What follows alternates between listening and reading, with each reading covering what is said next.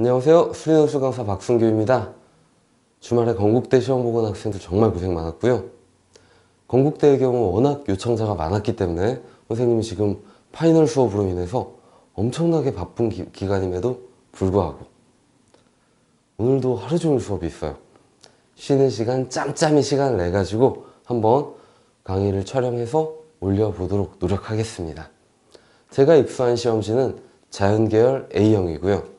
2023학년도 건국대학교 자연계열 A형 수리논술 시험이고요. 지금부터 해설 강의를 촬영해서 올리려고 합니다. 우선 문제 전체적인 난이도와 유형은 기존에 출제하던 건국대 유형과 난이도가 거의 흡사했던 것 같고요. 순수기하 위주의 문제로 출제가 되고 난이도도 비슷했던 것 같고요. 특히 원에 대한 문제가 많이 출제되었었네요. 이제 하나씩 들어가 보도록 하겠습니다. 자, 1번 문항입니다. 1번 문항 제시문 가에는 함수 f가 a에서 미분 가능하고 그 값을 가지면 미분 계수는 0이다. 이런 사실. 제시문 하에는 문제의 상황이 주어져 있죠. 그러면서 이 두 개의 원의 교점이 a다 라고 하고 있고, a를 지나는 직선이 두 원과 만나는 점을 xy라고 할 때 xy의 최대값을 구하는 문제입니다. 제시문 가에 극점에서 미분계수는 0이다 라는 사실이 주어져 있는 것으로 볼 때 출제자는 이것을 해석기하적인 방법으로 풀어내기를 유도하고 있는 것 같은데요. 순수기하적인 방법으로 해결하면 좀 더 간단히 풀 수 있을 거예요. 자, 먼저 문제에 주어진 상황은 A는 일정합니다. 또한 두 원이 완전하게 주어져 있습니다. 방정식이 완전하게 주어져 있죠. 자, 언제나 우리가 문제를 쉽게 풀려면 일정한 것에 지목을 해야 됩니다. 뭐가 일정하고 뭐가 변하는가. 자, 두 원의 위치 관계와 점 A의 좌표, 이건 일정하다는 거예요. 뭐가 변하는 거죠? 요 XY가 A를 지난다만 주어져 있으니까 XY가 A를 지나면서 이렇게 기울어져 있을 수도 있고 이렇게 기울어져 있을 수도 있고 XY의 방향이 변하는 거죠.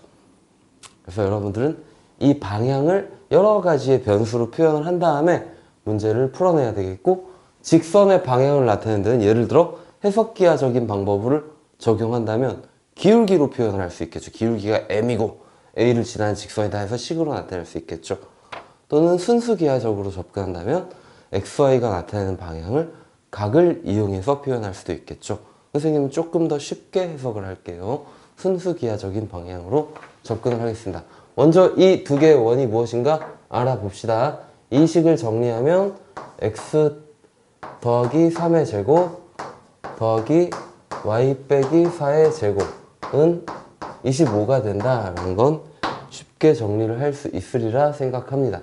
또한 밑에 있는 방정식 또한 x 빼기 1의 제곱 더하기 y 제곱은 1이다. 이렇게 정리를 할 수 있으리라 생각합니다. 따라서 두 원은 어떤 원이냐 하면, 첫째 원은 중심의 좌표가 마이너스 3,4, 둘째 원은 중심의 좌표가 1,0. 그 다음 두 원의 반지름의 길이는, 첫째 원의 반지름은 5, 둘째 원의 반지름은 1이다. 이런 상황이 주어져 있습니다. 자, 그럼 이제 생각을 해볼까요? 선생님은 이제 좌표 평면에다가 방정식으로 표현하지 않고 이 도형의 기하학적인 관계를 이용해서 그냥 해결을 해보도록 할게요. 선생님은 언제나 원에 대한 문제가 나올 때 제일 중요한 게 뭐라 그랬습니까? 첫째, 중심을 딱 찍어라. 둘째, 반지름이 문제에 주어진 점들 사이에 어떤 길이를 나타내느냐, 그것을 표현해보라 그랬었죠. 자, 그래서 이 문제에 주어진 중요한 점들을 한번 연결해 볼게요. 먼저 두 원의 중심 사이를 딱 연결하면 중심의 좌표가 둘 다 주어져 있기 때문에 이 길이가 일정하다라는 걸 알 수 있습니다. 마이너스 3,4와 1,0 사이의 거리를 구해보면 4 루트 2가 나오겠죠? 이 거리는 절대 변하지 않는 겁니다. XY가 아무리 움직여도. 자, 그럼 이제 XY의 관계, XY와의 이 도형의 관계를 찾으려고 하는데, 그러기 위해서 한번 각 원의 중심과 이 중요한 점들, 교점들하고 연결을 해 보도록 하겠습니다. 이렇게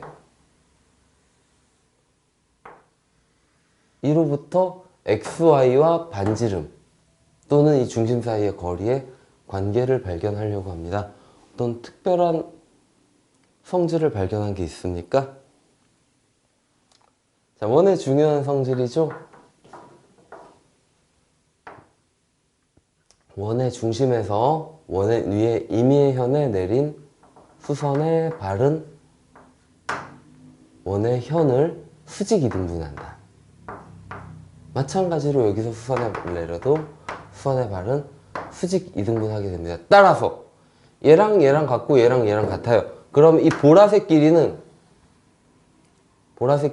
XY하고 어떤 관계가 있어요? 보라색 길이는 XY의 딱 절반이 되겠죠? 그죠? 반대로 우리는 보라색 길이를 구한 다음에 XY의 2배를 하면 XY를 구할 수 있다고 생각을 할 수 있습니다. 그럼 이를 평행 이동해 보죠. 자, 이를 이렇게 평행 이동해서 이렇게 주황색 선분과 하나의 삼각형 안에 놓아보면 이 보라색 길이 중점과 중점을 연결한 선분의 길이가 이렇게 직각삼각형의 한 밑변으로 표현이 되겠죠. 자, 이제 선생님은 이 직선 XY가 기울어진 정도를 중심선으로부터 얼마나 기울어졌느냐로 요 세타라는 각으로 표현을 하겠습니다. 주황색 선분과 보라색 선분 사이의 각을 세타라고 표현해 봅시다. 그렇다면 요 보라색 선분의 길이는 4 루트 2 코사인 세타라고 표현할 수 있지 않을까요? 그렇겠죠? 직각삼각형에서 밑각이 세타이고 빗변의 길이가 4 루트 2니까 그러므로 우리가 구하고자 했던 XY의 길이는 요놈의 2배가 되겠죠. 보라색 선분의 길이의 2배가 되겠죠. 8 루트 2 코사인 세타라고 할 수가 있는 겁니다. 그리고 세타의 범위는 XY가 아무렇게나 기울어질 수 있기 때문에 여기까지 임의의 각을 가진다 라고 생각할 수 있겠고, 만약에 세타가 가질 수 있는 범위 중에 이 값이 최대가 되려면 얼마가 돼야 되죠? 이 값이 최대가 되려면 1이 될 때, 즉 세타에 0이 들어갈 때가 최대죠. 0이 되는 게 가능한가 한번 보면 됩니다. 문제에서 주어진 조건으로 세타가 0이 되면 안 된다라는 조건을 찾을 수가 없어요. 다시 말해서 XY하고 주황색 선분, 중심선이 평행한 경우에 세타가 0이 되고 코사인 세타는 1이 된다라는 걸 쉽게 알 수가 있습니다. 그러므로 이 문제의 정답은 XY의 최대값은 세타가 0이 될 때, 즉 두 원의 중심을 연결한 선분과 XY가 평행이 될 때 최대값은 8 루트 2가 된다라는 걸 찾을 수 있겠죠. 자, 이것이 정답입니다.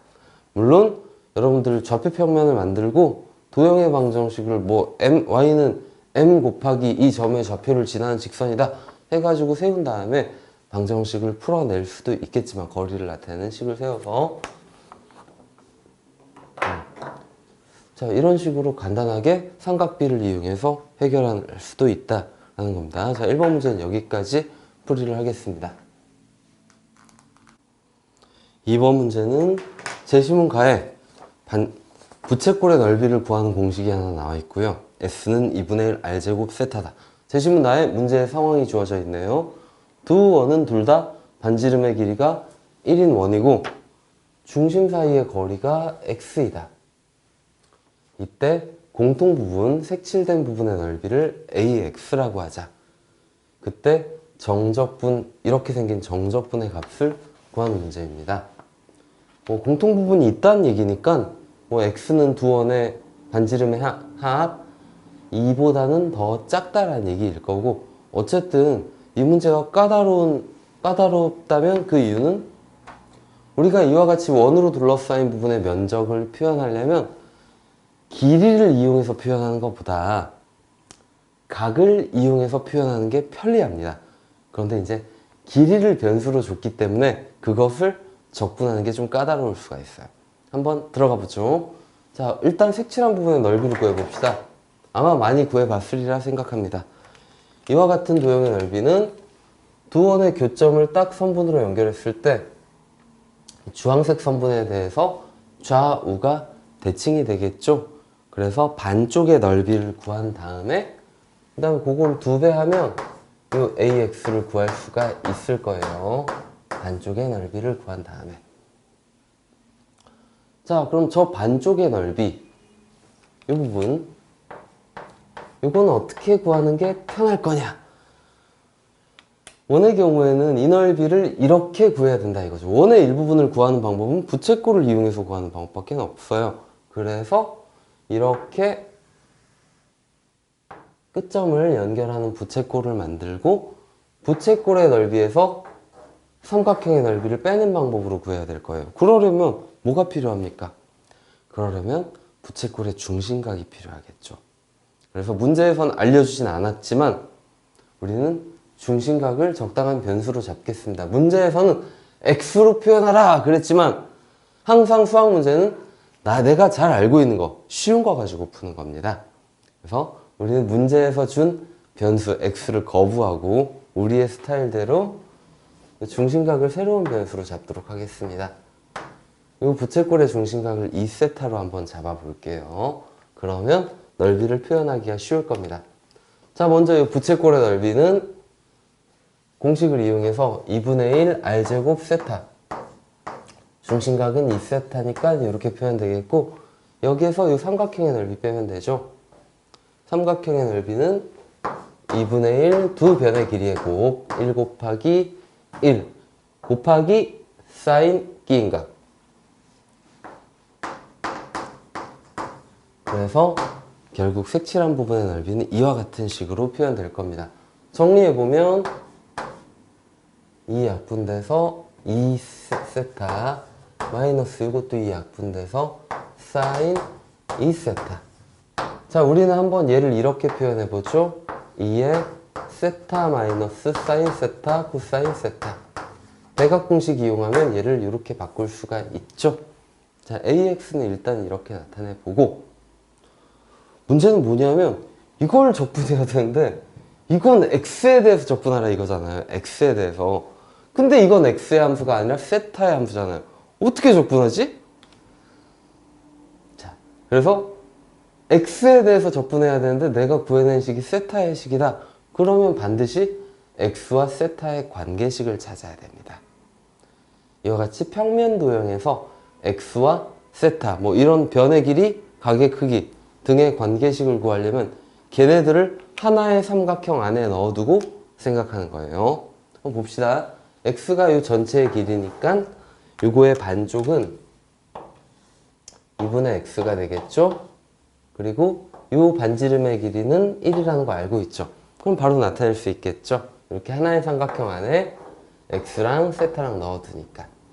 자, 얘분의 얘가 코사인 세타가 돼야 되죠? 그러므로 우리는 코사인 세타는 2분의 X다 라는 관계식을 구할 수가 있습니다. 가장 좋은 시나리오는 이 빨간 관계식을 이용해서 여기에 있는 세타를 전부 다 없애고 얘를 말 그대로 X의 함수로 표현하는 게 가장 좋은 시나리오입니다. 근데 아무래도 지금은 그게 불가능해요. 이 부분이야 그렇다 쳐도 이 부분이 X로 표현하려면 막 역삼각 함수가 나와야 된다 이거죠. 우리 배운 적 없으니까. 그래서 우리는 얘를 X의 함수로 표현하는 것은 불가능하다. 그렇다고 해서 문제를 못 푸는 건 아닙니다. 그게 가장 좋은 시나리오다 이거지. 그렇다면 이걸 X의 함수로 표현할 수 없다면 우리는 이 관계식 자체를 활용해서 여기에 있는 모든 변수를 X가 안 된다면 차선은 세타로 표현해야 되겠죠. 자, 여기에 있는 모든 변수를 세타로 표현하도록 노력해 봅시다. AX는 이미 세타로 표현했어요. 그럼 우리는 DX만 세타로 표현하면 되겠고 그것은 이 식을 미분하면 쉽게 얻을 수 있습니다. 이 식의 양변을 미분하면 마이너스 사인 세타 d 세타는 2분의 1 dx라는 관계식을 구할 수 있죠. 여기에서 dx는 2 곱하기 요놈이다 라는 걸 얻을 수 있습니다. 한번 이를 이용해서 문제에서 구한 정적분을 요구한 정적분을 모두 다 세타의 함수로 표현해 봅시다. ax는 2 세타 마이너스 사인 세타 코사인 세타, dx는 2만 율로 넘겨서 마이너스 2 사인 세타 d 세타. 자, 마지막으로 적분 구간도 x로 표현된 것이니까 얘를 세타로 표현해 봅시다. x가 0일 때 머릿속으로 여기 0을 대입해 보세요. 코사인 세타가 0이 되려면 주어진 정의형 내에서는 세타가 2분의 파이가 돼야 됩니다. 2분의 파이. 마찬가지로 x가 2일 때 2를 대입하면 코사인 세타가 1이 돼야 되니까 2분의 2. 따라서 세타는 0이다 라는 걸 알 수 있습니다. 그럼 우리는 적분식의 모든 변수를 세타로 치환했고 이를 이용해서 적분을 할 수 있게 됩니다. 식을 한번 정리해 볼까요? 자, 먼저 이 마이너스부터 정리하죠. 마이너스를 적분 구간한테 줍시다. 그러면 0부터 2분의 파이까지라고 뒤집을 수 있을 테고 이 뒤에 붙은 2랑 이 2는 한꺼번에 앞으로 빼서 4라고 적을게요. 그러면 전개하면 세타 사인 세타 빼기 사인 제곱 세타 코사인 세타, 이와 같은 적분식을 얻을 수 있습니다. 아마도 여기에 있는 두 친구는 여러분들이 스스로 적분할 수 있으리라 생각합니다. 간단하게 여기다 정리를 해볼게요. 첫 번째 1번 세타 사인 세타의 정적분은 부분적분법으로 하면 계산이 되겠죠.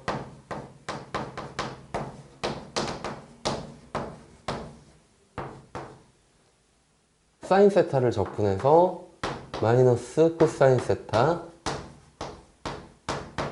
마이너스 마이너스에서 플러스가 되고 이번엔 세타를 미분해서 코사인 세타. 자, 그러면 세타에다 0을 대입해 2분의 파이를 대입해보면 고맙게도 얘가 0이 되어줍니다. 세타에다 0을 대입하면 고맙게도 얘가 0이 되어줍니다. 그래서 이놈은 싹 없어집니다.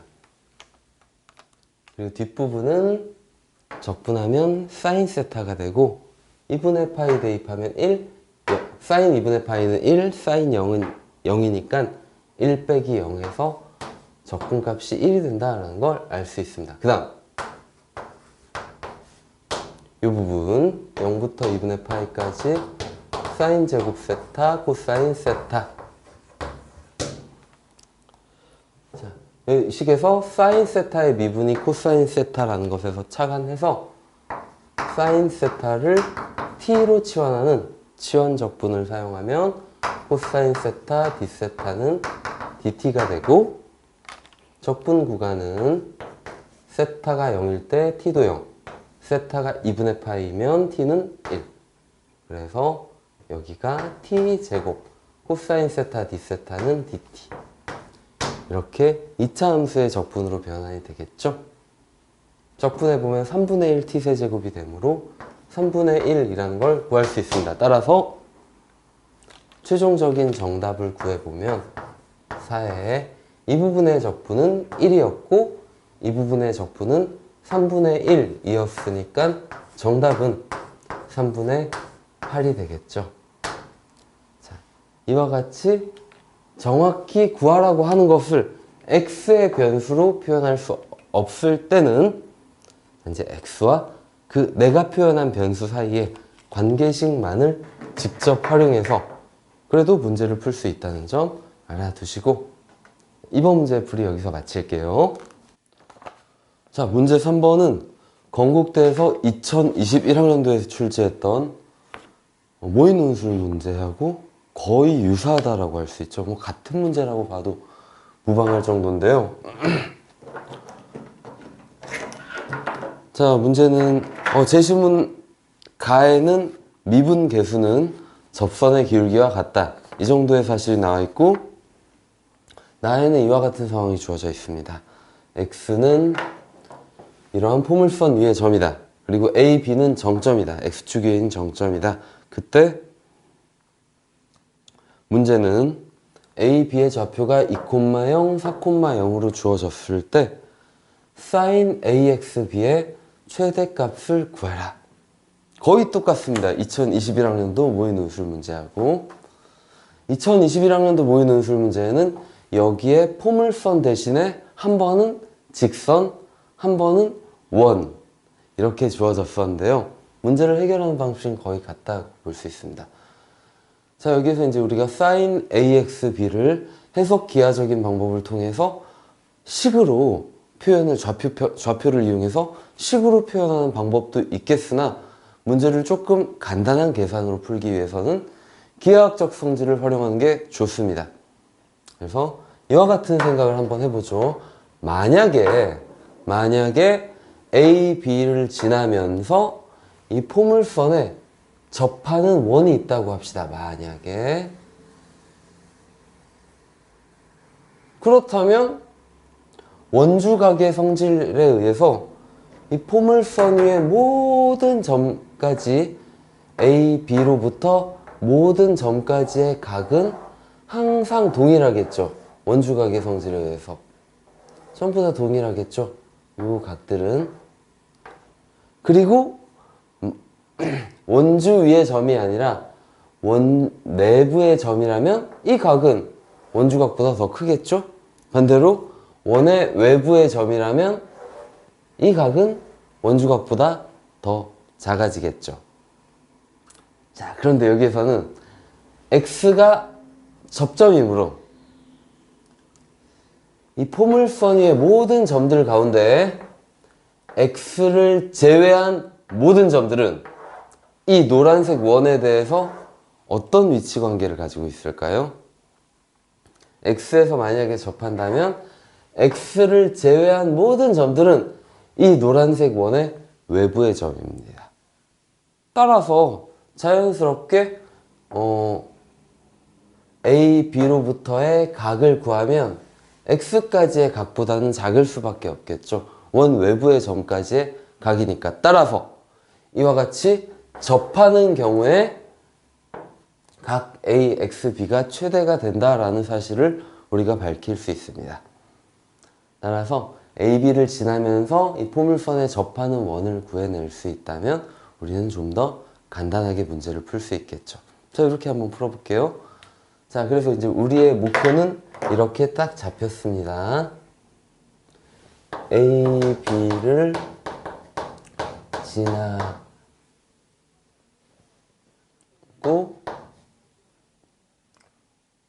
y는 4분의 루트 2 x제곱에 접하는 원의 접점을 구하면 그것이 x다. 접할 때의 원주각이 AXB다. 이렇게 이야기할 수 있습니다. 그럼 이제 접할 때를 어떻게 구하느냐? 이것이 이제 또 두 번째 문제가 되는데, 접할 때를 구하기 위해서 다양한 방법을 쓸 수 있습니다. 대표적으로 원의 중심의 좌표를, 여기 A, B가 2,0, 4,0이고 원의 중심은 언제나 현의 수직 이등분선상에 있으니까 원의 중심의 좌표를 3, A 이런 식으로 잡고 반지름의 길이 성질을 이용해서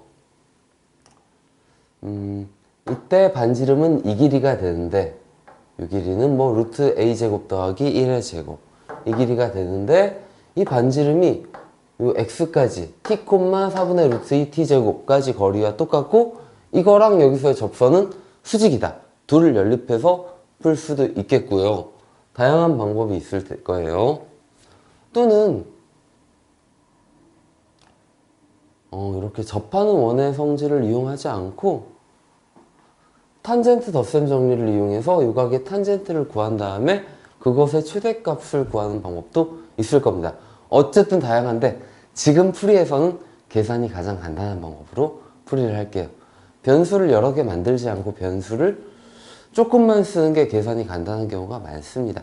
그래서 선생님 이런 방법을 한번 쓸게요. 여러분들 어렸을 적 배웠던 성질 기억하죠? 만약에 어떤 한 원에 접하는 접선이 있고 그리고 이 원을 지나는 할선이 있다. 그러면 원과 비례 관계에 의해, 원의 비례 관계에 의해, 삼각형의 닮음에 의해 어떤 성질이 성립한다? 접선의 길이의 제곱은 두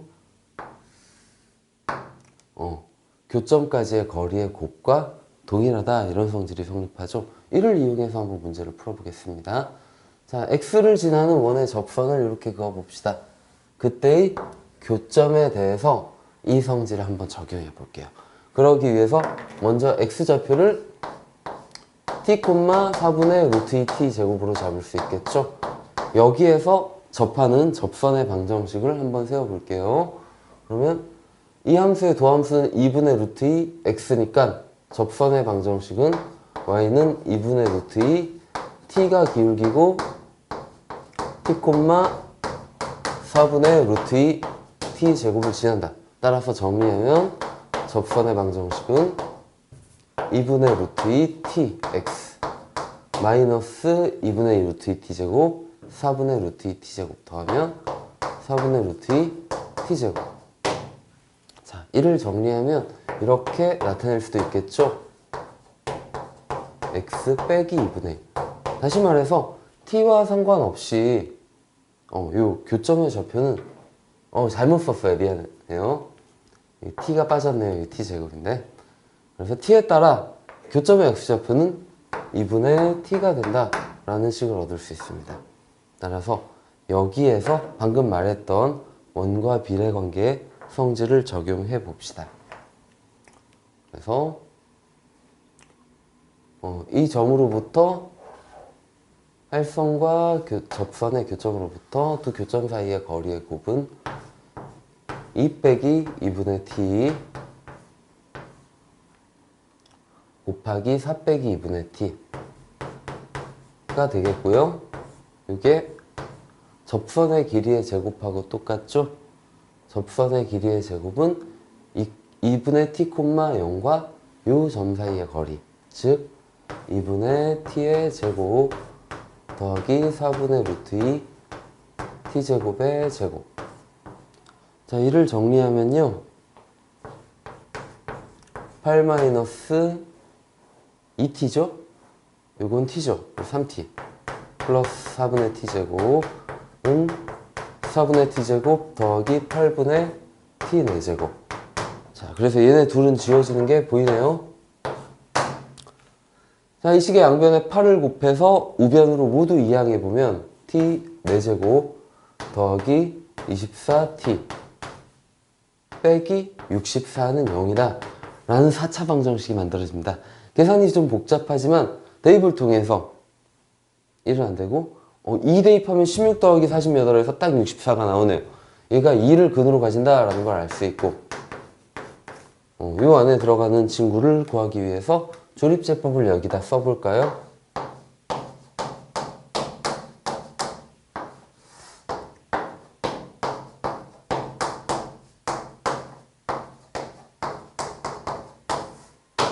이런 친구가 남네요. t세제곱 더하기 2t제곱 더하기 4t 더하기 32는 0이다. 우리 미분법을 통하면 이 방정식이 근을 가지는지 안 가지는지, 실근을 가지는지 안 가지는지 쉽게 알 수 있는데 우리 한눈에 딱 봐도 개수가 다 양수잖아요. 실근을 가져봤자 양의 실근을 가지는 건 불가능하겠습니다. 그렇죠? 양수 대입하면 양수가 나올 수밖에 없으니까. 그래서 여기서 유일한 실근은 양의 실근은 t는 2라는 걸 알아낼 수 있고요. 따라서 그때의 x의 좌표는 2를 대입하면 2, 루트 2네요. 굉장히 특이한 상황이네요. 이때 접점의 좌표가 a랑 x좌표가 똑같아요. 그럼 사인 값을 구하기가 쉽겠죠? 여기다 그림 다시 한번 그려볼게요. a가 2, 0이고 여기 x가 2, 루트 2다. 그러니까 b는 4,0이다. 자, 그러므로 이제 이 직각삼각형에서 sin AXB를 구해보면 직각삼각형이니까 피타고라스 정리로 이 길이는 2, 이 길이는 루트 2, 이 길이는 루트 6이 되므로 sin 값은 루트 6분의 2가 나옵니다. 그래서 문제에서 요구하는 sin AXB의 최대값은 접할 때 루트 6분의 2라는 걸 찾을 수가 있고요. 뭐 유리화하면 3분의 루트 6 곱하면 3분의 루트 6이 되겠죠. 그래서 3번 문제의 정답은 3분의 루트 6입니다. 4번 문제를 봅시다. 4번 문제, 지금까지 모든 문제가 원과 관련된 문제였죠? 자, 4번 문제는 제시문 가에 합성함수의 미분법이 나와 있어요. 여기에서 여러 개의 변수가 등장하는 식이 나오기 때문에 합성함수의 미분법을 준 걸로 보이고요. 다음 주어진 상황은 C1, C2는 중심이 5인 동심원이다. 그리고 C1의 반지름은 R, C2의 반지름은 라지 R이다. 그리고 직선 L은 C1과 P에서 접하고 L2는 원의 중심 5를 지나면서 L1과 평행하다. 그 다음 이 원주 위를 움직이는 점 S가 있는데 그 S하고 OS하고 L이 이루는 각이 T, PS하고 L1이 이루는 각이 세타. 이렇게 두 개의 변수가 주어졌습니다. 근데 문제는 라지 R이 스몰 R의 4배라고 주어졌을 때 세타가 0일 때 dt분의 d세타, 세타가 2분의 파이일 때 dt분의 d세타를 구하는 문제입니다. 그래서 어쨌든 이 두 가지 경우에서 dt분의 d세타를 구해야 되니까 결국 우리는 세타와 t의 관계를 구해야 됩니다. 세타와 t의 관계식을 구하면 dt분의 d세타는 자연스럽게 나와요. 그럼 세타하고 t의 관계를 구하려면 어떻게 해야 되느냐? 세타하고 t가 그림에서 어디 있나를 잘 보고 세타와 t가 한꺼번에 포함되는 삼각형을 찾으시면 됩니다. 또는 직각삼각형 좋아하는 친구들은 이렇게 수성 그어가지고 이 직각삼각형에서 관계식 얻고 이 직각삼각형의 관계식 얻어서 걔네들이 연립해서 풀어도 상관없어요.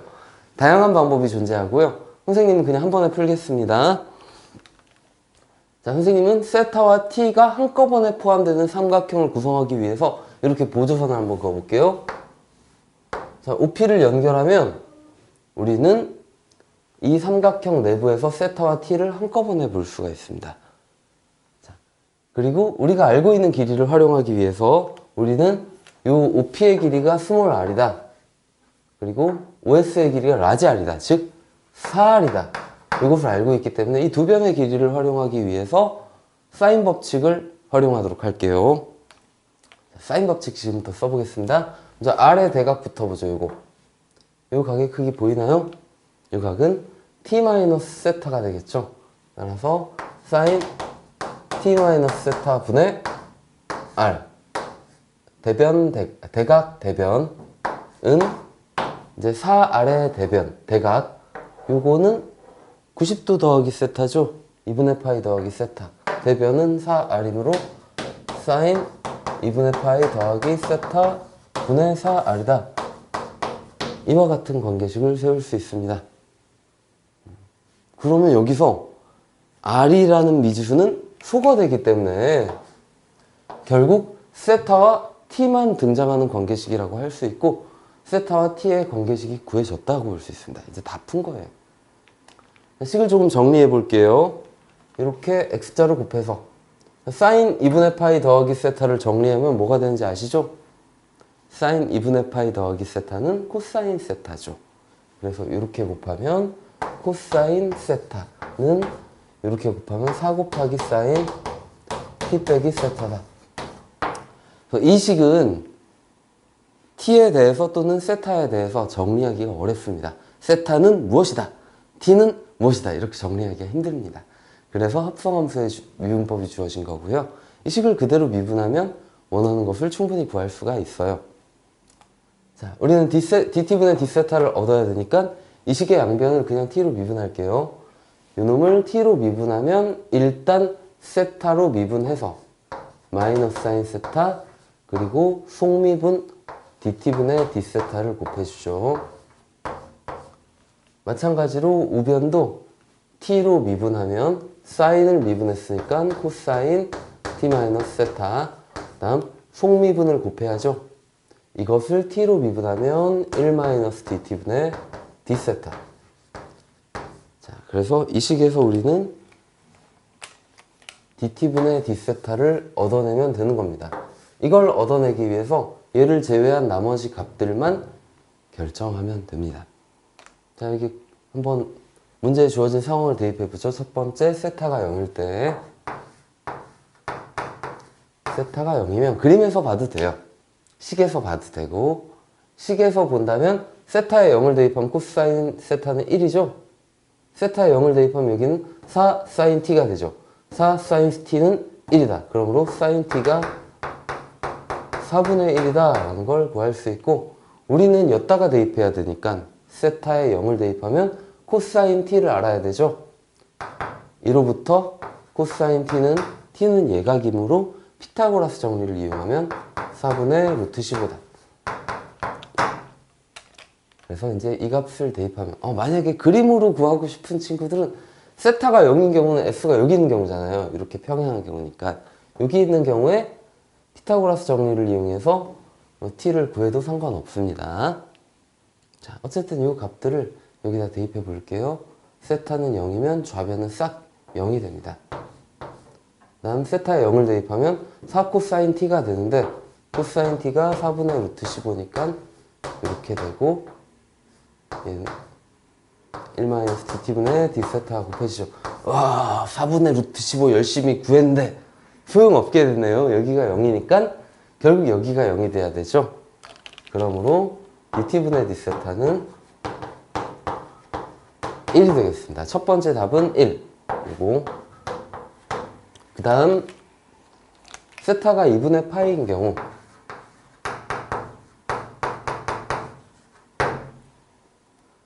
대입해 볼까요? 코사인 2분의 파이는 0이고 4 곱하기 사인 t 빼기 2분의 파이는 0이다.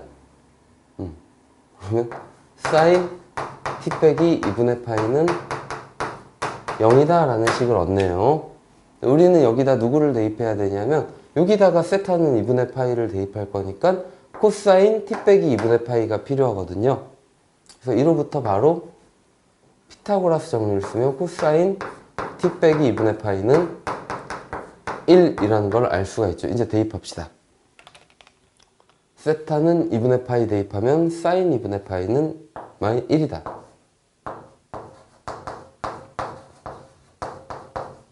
그럼 코사인 t 빼기 2분의 파이는 1이니까 1이네요.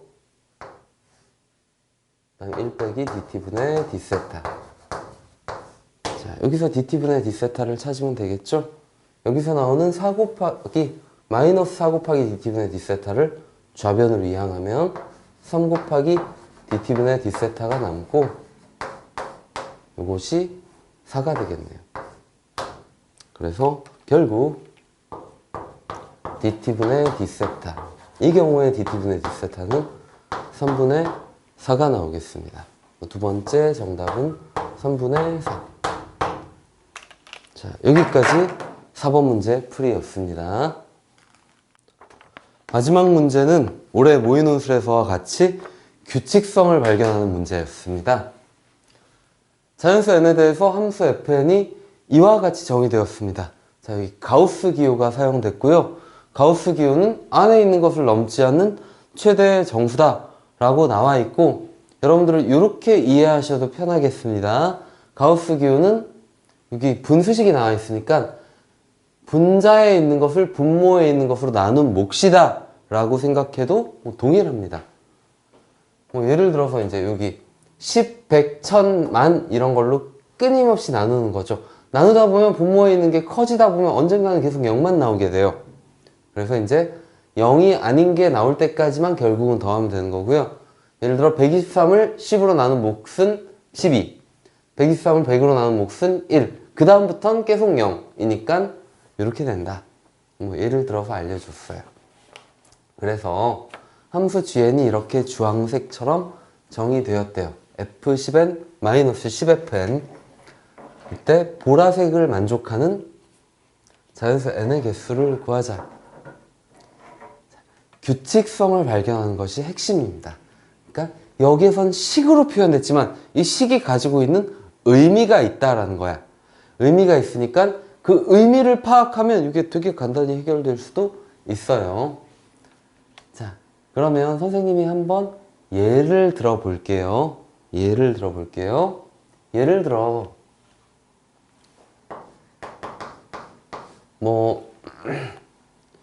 뭐라고 할까요? 12345라는 수가 있다고 합시다. 요거를 갖다가 F에다 집어넣어 보죠. 그러면 어떤 수가 나오냐?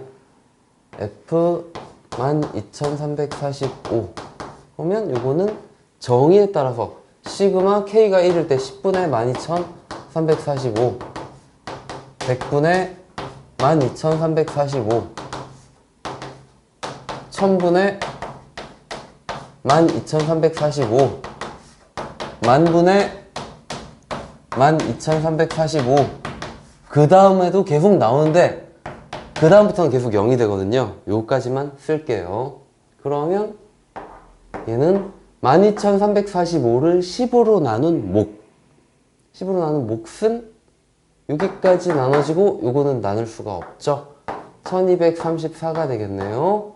100으로 나눈 몫은 123이 나옵니다. 1000으로 나눈 몫은 12가 나옵니다. 만으로 나눈 몫은 1이 나옵니다. 그 다음부터는 계속 0이 나옵니다. 그래서 이렇게 돼요. 혹시 뭔가 규칙성을 발견하셨나요? 우리가 십진법을 쓰고 있으니까 10으로 나누는 연산, 100으로 나누는 연산, 이처럼 10의 거듭제곱으로 나누는 연산은 단순히 자릿수 이동만으로 해결을 해버릴 수가 있습니다. 그래서 뭔가 규칙이 있죠? 그죠? 좀 정확하게 쓴다 그러면 뭐 예를 들어서 이 수를 1, 2, 3, 4, 5라는 수를 1 곱하기 10의 4제곱이다. 2 곱하기 10의 세제곱, 3 곱하기 10의 제곱, 4 곱하기 10 더하기 5 이렇게 표현한 다음에 이 식을 적어보면 일반적인 규칙성이 잘 보일 겁니다. 10으로 나누면 이건 안 나눠지고 여기까지 딱 나눠지고, 100으로 나누면 여기까지, 10으로 나누면 여기까지 딱 나눠 떨어지죠. 100으로 나누면 여기까지 딱 나눠 떨어지죠. 1000으로 나누면 여기까지 딱 나눠 떨어지죠. 만으로 나누면 여기만 나눠 떨어지죠. 이렇게. 자, 이렇게 전개식으로 나타내는 게 표준화된 표기법이겠지만 선생님은 여기서 설명을 간단히 하기 위해서 선생님 독창적인 표기 방법을 쓰겠습니다. 실제로 이제 수학에서 이와 같은 기호를 쓰는 사람들도 많이 있는데요. 자, 이제부터 우리가 사용할 수는, 우리가 이제 생각할 수는 딱 4자릿수까지잖아요. 4자리 이하의 자리를 가지는 숫자니까 그냥 어떤 4자릿수를 각각의 자리 숫자가 1000의 자리가 A이고 100의 자리가 B이고 10의 자리가 C이고 1의 자리가 D인 4자리 수를 이렇게 쓰면 A 곱하기 B 곱하기 C 곱하기 D랑 헷갈리잖아요. 그래서 혼동을 피하기 위해서 1000의 자리가 A, 100의 자리가 B, 10의 자리가 C, 1의 자리가 D인 각 자리 숫자를 나타내는 4자리 수를 이렇게 위쪽에 발을 그어서 표기하겠습니다. 이거는 A1000, B100, C10, D다. 이렇게 읽읍시다. 알겠죠? 4자리수 A, B, C에 대해서 N이 A, B, C, D라는 자리 숫자를 가진 4자리수인 경우 FN은 어떻게 나오나 한번 보죠. FN은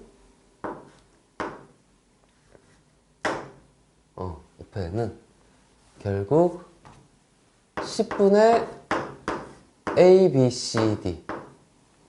그냥 바로 결과를 쓸게요. 식이 길어지니까.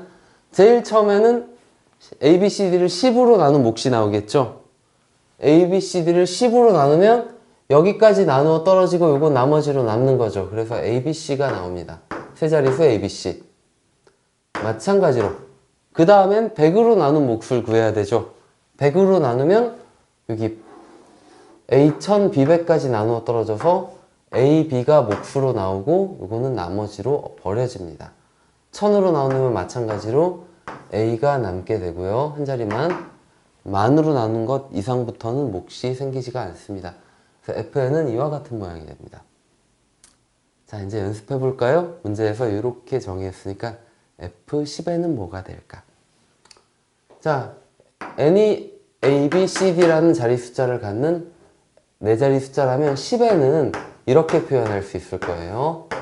A만, B1000, C100, D10, 0 이렇게 뒤에 0이 하나가 생겨나겠죠? 그러면 F10에는 요거를 10으로 나눈 몫, 100으로 나눈 몫, 1000으로 나눈 몫 이런 것들을 다 더한 거니까 먼저 10으로 나눈 몫은 여기가 없어지죠? A, B, C, D가 되고요. 100으로 나눈 몫은 한 자리 더 없어져서 A, B, C. 10으로 나눈 몫은, 1000으로 나눈 몫은 A, B. 만으로 나눈 몫은 A. 그 다음부터는 0. 이렇게 나오게 됩니다. 그럼 여기 F10n에서 10fn 빼라 그랬으니까 이거 10배 한번 해볼까요?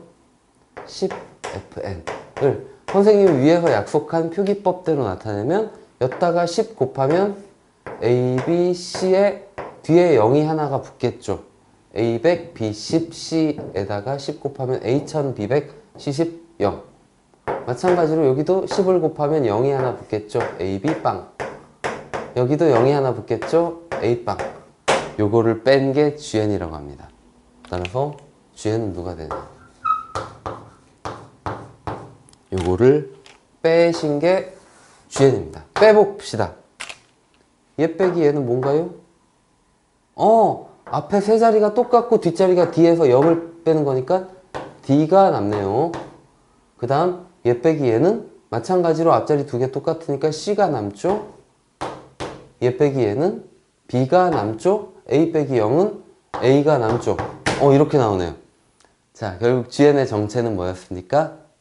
GN의 정체는 결국 각 자리 숫자의 합입니다. 그래서 각 자리 숫자의 합이라는 것을 이렇게 함수식으로 표현을 했던 거예요. 이 의미를 찾아냈다면 어렵지 않게 답을 구할 수 있습니다. 자, 이제 답을 계산합시다. 우리가 구해야 되는 것은 GN이 8이다. 이제 어떻게 읽어야 되죠? 각 자리 숫자의 합이 8이 된다. 그런 6200 이하의 자연수를 찾는 문제입니다. 1 이상 6200 이하의 자연수. 자, 이제 찾아봅시다. 각 자리 숫자의 합이 8이 된다. 요거는 개수를 세는 거고 다양한 방법이 있어요. 일일이 세는 거 좋아하는 학생은 이렇게 세세요. 한 자리 숫자는 몇 개인가? 한 자리 숫자는 각 자리 숫자의 합이 8이 된 한 자리 숫자는 8 하나밖에 없겠죠. 하나다. 두 자리 숫자는 몇 개인가? 또 세어보는 겁니다. 두 자리 숫자는 각 자리 수가 8, 0이 되거나 7, 1이 되거나 6, 2가 되거나 5, 3이 되거나 4, 4가 된다. 앞뒤가 바뀐다 해서 경우의 수 구할 수 있겠죠. 이렇게 세 자리 숫자, 네 자리 숫자의 경우의 수 따로따로 구해서 더하는 방법도 있습니다. 선생님은 이게 이제 그래도 건대가 시험 범위가 확통까지니까 확통에 있는 내용을 이용해서 간단하게 계산을 해봅시다. 자, 이렇게 생각을 할게요. 우리는 이제 네 자리 자연수가 있는데 요 A, B, C, D 6200 이하에 있으니까 네 자리 이하의 자연수입니다. 이런 자연수가 있는데 여기에서 네 자리 숫자의 합이 8이 되는 모든 경우의 수를 구하려고 합니다. 그러면 결국 A 더하기 B 더하기 C 더하기 D는 8을 만족하는 음이 아닌 정수해의 개수를 구하는 경우와 똑같겠죠. 그죠? 부정방정식의 해를 구하는 개수다. 서로 다른 4개의 변수를 가지고 합이 8인 부정방정식 회의 개수는 우리 확통 첫 탄원에서 공부한 걸 이용하면 4H8 4개 중 8개를 중복을 허용해서 선택하는 경우의 수와 같습니다. 이렇게 계산할 수 있습니다. 계산해보면 11C 둘 더한 다음에 빼기 1 11C 8이니까 3으로 바꿀 수 있겠죠? 계산하면 얼마인가요?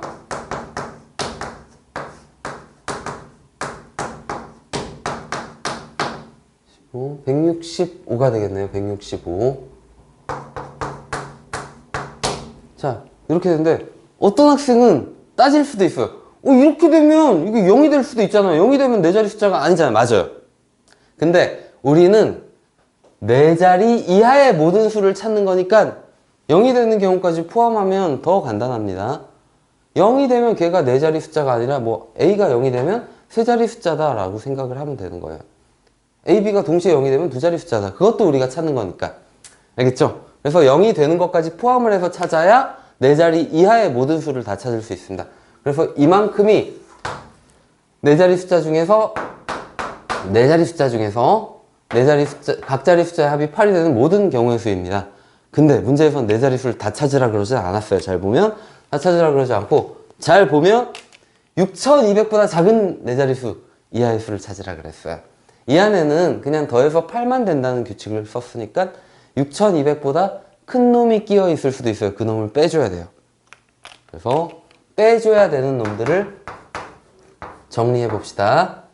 요 165개 중에 제거해야 되는 것들 6200을 넘는 것들은 맨 앞자리에 7이 들어가거나 8이 들어가는 걸 생각해야 되겠죠. A가 8인 경우 A가 7인 경우 자, A가 8인 경우는요 더 사도해서 8인데 A가 혼자 8이면 B, C, D가 다 0이라 되죠. 한 가지입니다. 딱 한 개가 있습니다. 이 안에 165개 중에 딱 한 개 8000이라는 숫자가 나오는 한 가지 경우 요거 빼야 돼요. 그리고 맨 앞자리가 7인 경우 그럼 다 더해서 8이 돼야 되는데 A가 7이면 B 더하기 C 더하기 D가 1이죠. 이렇게 된 경우는 세 가지가 있죠. 100, 010, 001 이것도 제외해야 됩니다. 예를 들어 7100, 7010, 7001 이것도 제외해야 됩니다. 얘보다 크니까. 그러면 맨 앞자리가 6이 되는 경우 중에는 이건 생각해도 되지 않게 출제자가 조절을 해줬어요. 맨 앞자리가 6이 되는 놈은 요 세 개의 합이 2인데 그 중에 제일 큰 놈이 6200이거든요. 6200 제일 큰 놈이 맨 앞자리에 6이 되는 것 중에 근데 걔보다 작은 건 다 조사하라 그랬으니까 걔네들은 제외할 필요가 없습니다. 여기 포함됩니다. 그래서 요거는 제외할 필요가 없고 예외상은 이 네 가지가 답니다. 그래서 이 문제의 최종적인 정답은 165 마이너스 4가지 해서 161가지가 되겠습니다. 자, 여기까지 2023학년도 건국대학교 자연계열 A 수리논술 문제풀이를 모두 마치겠고요. 자, 아직 남은 논술 일정 있는 학생들이 있을 텐데 최선을 다해서 끝까지 열심히 하셔서 꼭 좋은 소식이 있기를 바라겠습니다. 꼭 합격하시기를 바라겠습니다. 영상 여기서 마치도록 하겠습니다. 감사합니다.